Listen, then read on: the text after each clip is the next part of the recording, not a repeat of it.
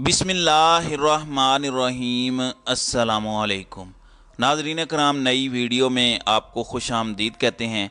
कौमी सलामती कमेटी के इजलास और जस्टिस अतर मिनल्ला के 25 सफ़हात पर मुश्तमिल नोट के बाद हालात में तूफ़ानी तब्दीली आई है। एक जानिब तो chief justice of Pakistan justice Umar Ata Bandial से इस्तीफ़ा तलब कर लिया गया है, लेकिन वहीं दूसरी जानिब किस तरह से जस्टिस अतर मिनल्ला का 25 सफ़हात का नोट दर हकीकत वापस अब चीफ जस्टिस के मुखालिफिन के गले पड़ने वाला है, ये बड़ी इंटरेस्टिंग डेवलपमेंट्स हैं। जबकि इस वक्त सुप्रीम कोर्ट के अंदर क्या हालात हैं, कितने जजेस इस वक्त चीफ जस्टिस के साथ खड़े हैं, इस हवाले से इमरान रियाज ने भी एक बहुत बड़ा दावा किया है, वो क्लेम भी आपके सामने रखना है।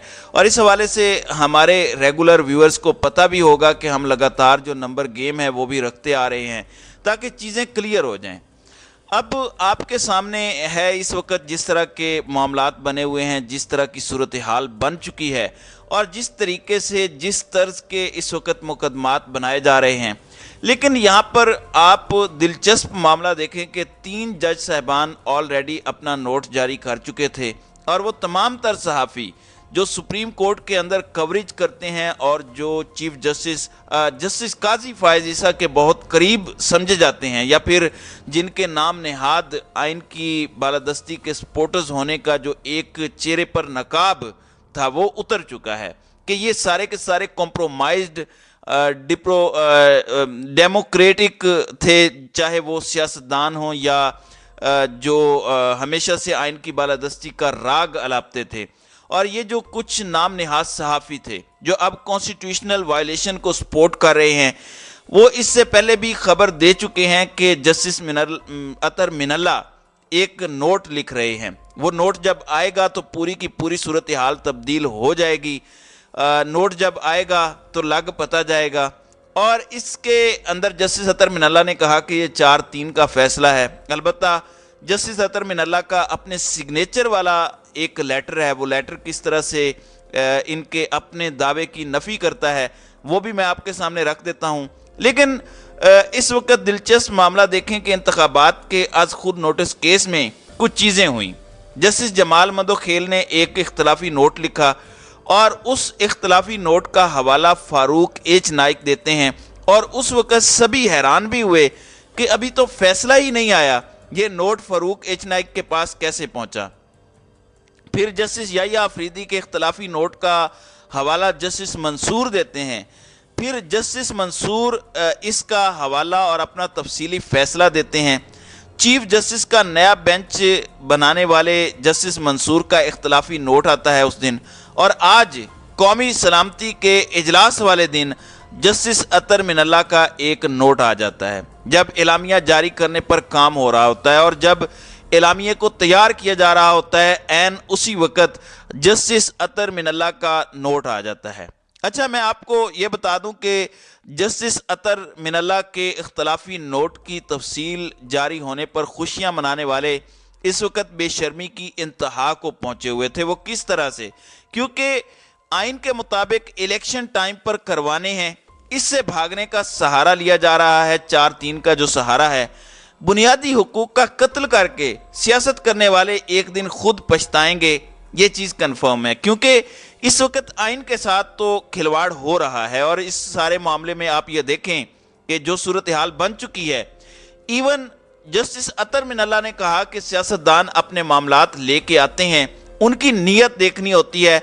ये जो सुप्रीम कोर्ट के अंदर मामला लाएं, इमरान खान के बंदे पहले सुप्रीम कोर्ट आए और कहते कि हमारे इस्तीफे मंजूर नहीं हो रहे, फिर बाद में वो कहते हैं कि इस्तीफे मंजूर क्यों हो गए हैं, ये हमें यूज़ कर रहे हैं।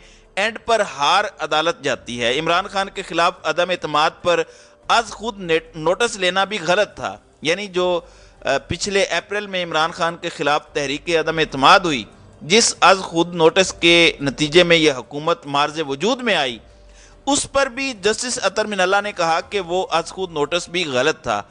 बिल्कुल ठीक बात है, उसूली बात है।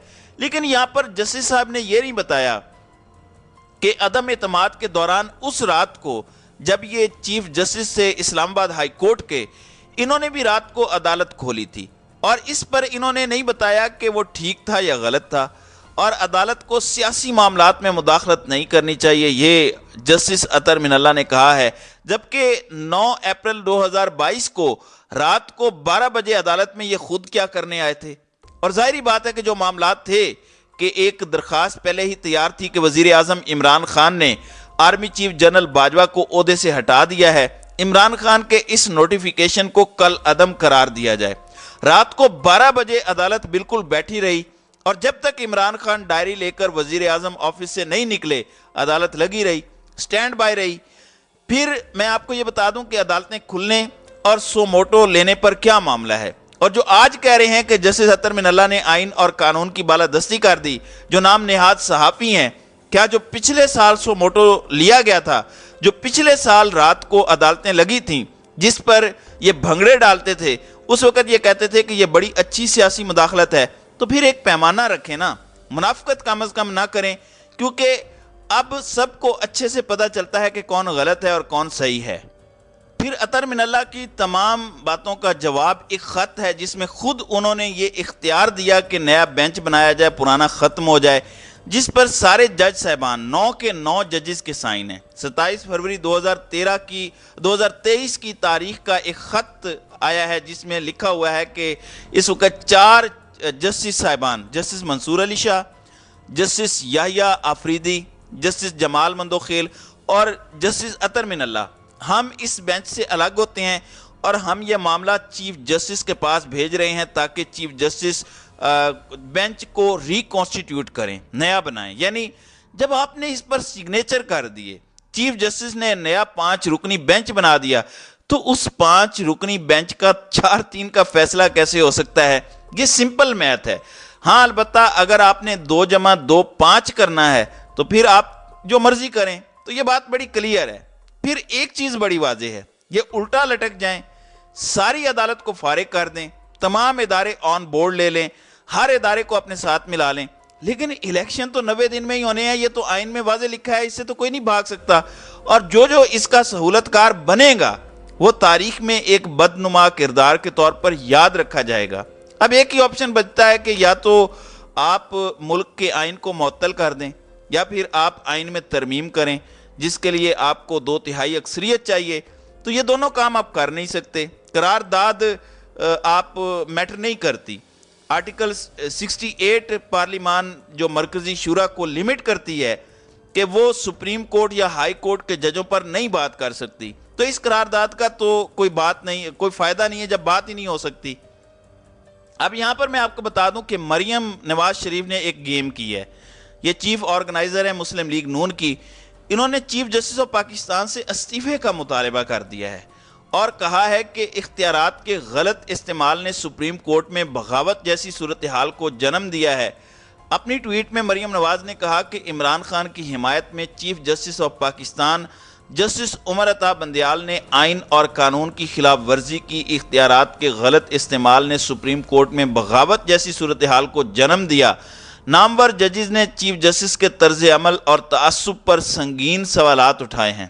مریم نواز نے کہا کہ آج تک کسی چیف جسٹس پر اس قسم کے مس کنڈکٹ کے الزامات نہیں لگے۔ تحریک انصاف کی طرف چیف جسٹس کا جھکاؤ نمایاں ہے۔ چیف جسٹس عمر عطا بندیال کو استعفیٰ دے دینا چاہیے۔ اس وقت سوشل میڈیا پر یہ ایک ٹرینڈ بھی چلا رہی ہیں جس میں ہیش ٹیگ ہے گو ہوم بندیال، یعنی سیدھا سیدھا کہہ دیا ہے کہ چیف جسٹس عمر عطا بندیال کو اب گھر جانا ہوگا اور اپنا عہدہ چھوڑنا ہوگا، اور کھل کر انہوں نے چیف جسٹس پر وار کر دیا ہے۔ اب یہاں پر بہت سے لوگ یہ سوال پوچھتے ہیں اور حق بجانے بھی ہیں، یہ سوال بنتا بھی ہے کہ مریم نواز نے چیف جسٹس سپریم کورٹ پر سنگین نوعیت کے الزامات لگا کر پروپیگنڈا شروع کیا ہے اور مکمل خاموشی ہے، جبکہ ایک میجسٹریٹ کا نام لینے پر عمران خان کو کتنا ذلیل کیا گیا، پوری ریاست متحرک ہو گئی۔ اور ان کی منافقت دیکھیں، پارلیمنٹ کہتی ہے کہ ہم نے سپریم کورٹ کا فیصلہ نہیں ماننا، حکومت کہتی ہے ہم نے اس پر عمل درآمد نہیں کرنا، دوسری جانب ایک جج کے وارنٹ جس کے اندر صرف انہوں نے انشور کرنا تھا کہ وہ بندہ عدالت میں آ جائے گا، اس وقت انہیں عدالتی احکامات کی بجا آوری اتنی ضروری تھی کہ انہوں نے زمان پارک میں خون کی ہولی کھیلنا شروع کر دی، زمان پارک میں انہوں نے آپریشن کیا، ریلی پر حملہ کیا، کیا کچھ نہیں کیا۔ تو یہ ان کی منافقت ہے جو جگہ جگہ ظاہر ہوتی ہے۔ تو ناظرین اکرام، آپ کی اس ویڈیو کے حوالے سے کیا رائے ہے؟ آپ اپنی رائے کا اظہار کامنٹ سیکشن میں ضرور کیجیے گا۔